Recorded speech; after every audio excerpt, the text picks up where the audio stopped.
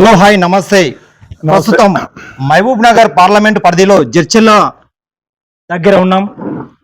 ఇక్కడ ప్రధానంగా మూడు పార్టీల మధ్య అయితే హోరాహోరీ పోరైతే జరుగుతూ ఉంది.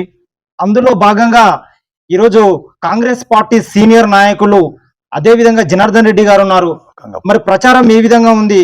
గంగపురం జనార్దన్ రెడ్డి గారు ఉన్నారు. ప్రచారం ఏ విధంగా ఉంది?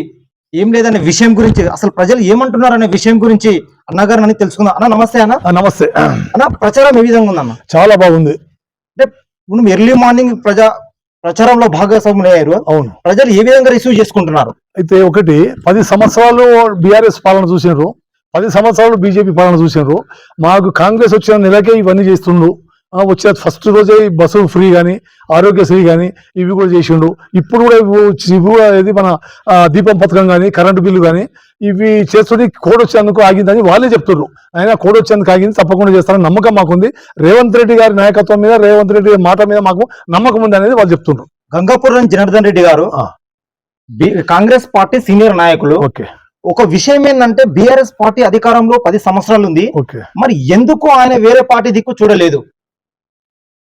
అంటే అదర్ బీఆర్ఎస్ పార్టీ అధికారంలో ఉంది. ఓకే, మీకేమన్నా సార్ రాండి, పార్టీలోకి రండి, ఎందుకు మీరు వస్తే జర బాగుంటది అని ఇలాంటి ప్రలోభాలు రాలేదా మీకు? వచ్చాయి, మస్తు వచ్చాయి. ఇబ్బందులు పెట్టారు, కేసులు పెట్టించారు, భూములు ప్రతి తానా పెట్టారు, అందరు పెట్టారు.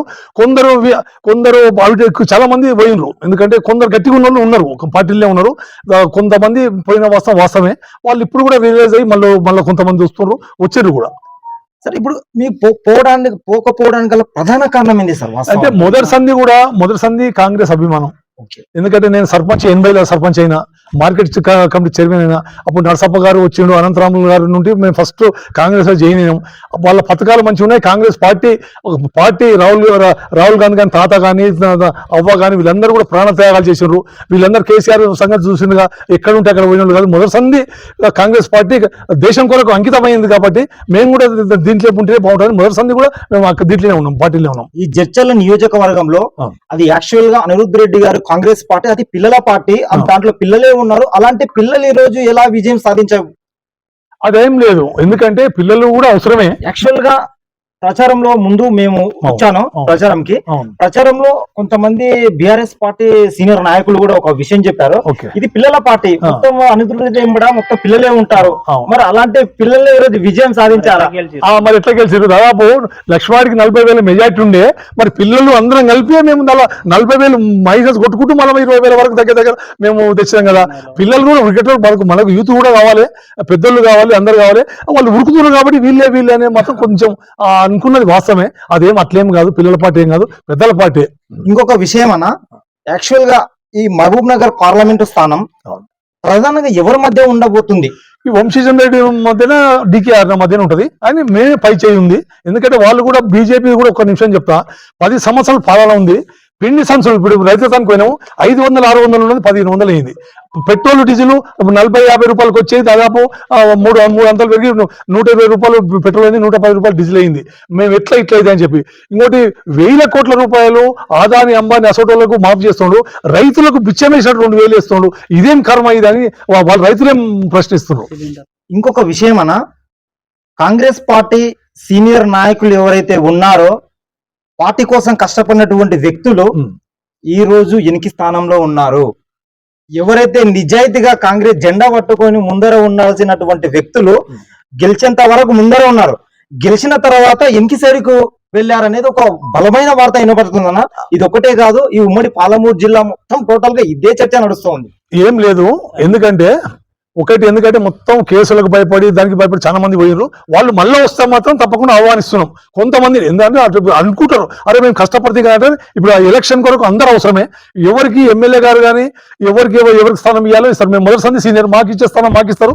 ఇప్పుడు వచ్చిన వాళ్ళకి ఇప్పుడు నాకు ఇస్తారు. వాళ్ళు ఇప్పుడు మంచిగా అది చేస్తే వాళ్ళకి స్థానం ఉంటుంది. వాళ్ళు సరిగ్గా చేయకపోతే వాళ్ళు లాస్ట్లో ఉంటారు. వాళ్ళు అట్లా ఏం లేదు, అంత బాగానే ఉంది. ఇప్పుడు అనిరుద్ధ్ రెడ్డి గారు కూడా నేను గెలిచిన మరుక్షణమే నాకు ఎవరైతే నువ్వు ఓడిపోతావు అన్నటువంటి వ్యక్తులు కూడా నాకు కాల్ చేశారని ఒక మాట అన్నాడు. అవును అవును. అంటే ఎవరిని ఉద్దేశించి అన్నాడు? కొంతమంది ఏవో ఇంకా పేర్లు వద్దు వాళ్ళు అన్నారు అది ఓడిపోతారని చెప్పి అది చేసి భూ కబ్జాదారులు ప్లాట్ల కబ్జాదారులు మొత్తం బీఆర్ఎస్ ఓడిపోవడం కారణం అది. ఊరు నుండి స్టేట్ వరకు మొత్తం కబ్జాలు పెట్టి కన్నమ్మ తిప్పలు ప్రతి ఊళ్ళో చూసినా అదే భూములో. మా ఊళ్ళో కూడా అదే ఉంది. మొత్తం అందరు 158 మంది ప్లాట్లు తీసుకున్న వాళ్ళు వాళ్ళని ఇబ్బంది పెడుతున్నారు.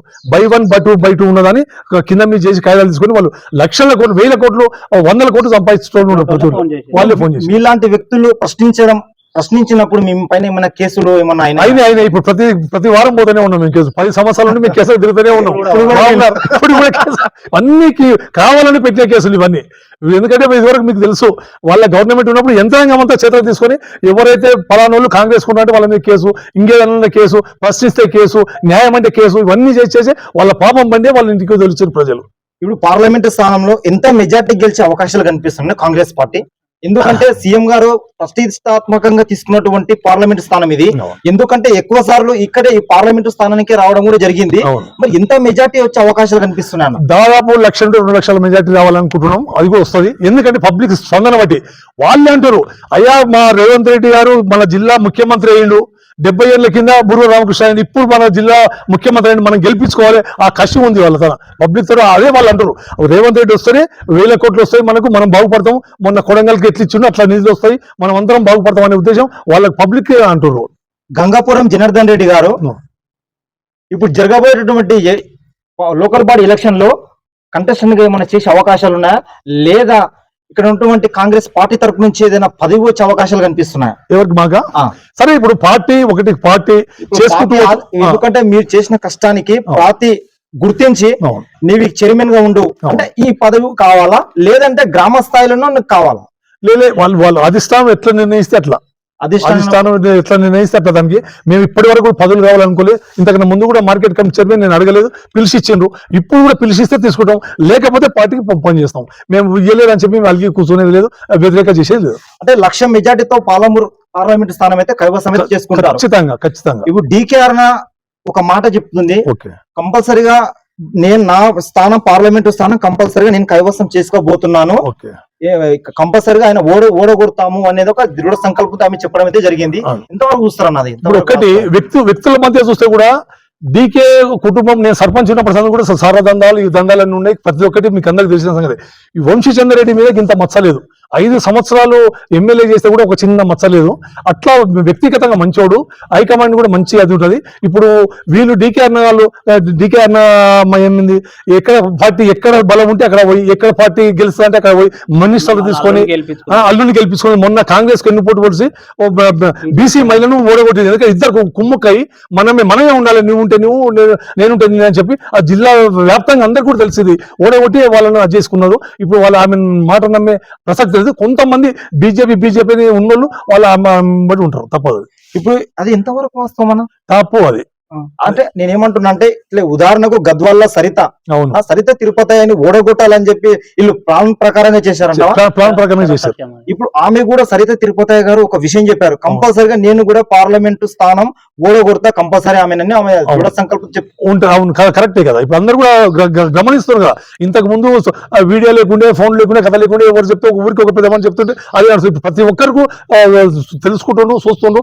కంపల్సరీ ఇది ఎందుకంటే వాళ్ళ అరాచకం ఎందుకు తెలుసు, అందరికి తెలుసు, మనకు కూడా తెలుసు. సరే, అది ఎందుకు వ్యక్తిగతంగా మనం ఇది ఇప్పుడు కూడా విమర్శించలేదు. ఇప్పుడు వంశీచంద్రరెడ్డికి అన్నకు మాత్రం చాలా డిఫరెంట్ ఉంటుంది. ఈయన మచ్చలేని మనిషి, వాళ్ళ సంగతి మీకు తెలుసు. సరే, ఇంకొక విషయం ఏంటంటే ఇప్పుడు ఉన్నటువంటి పథకాలు ఉన్నట్టు కదా మీకు 6 గ్యారంటీలు.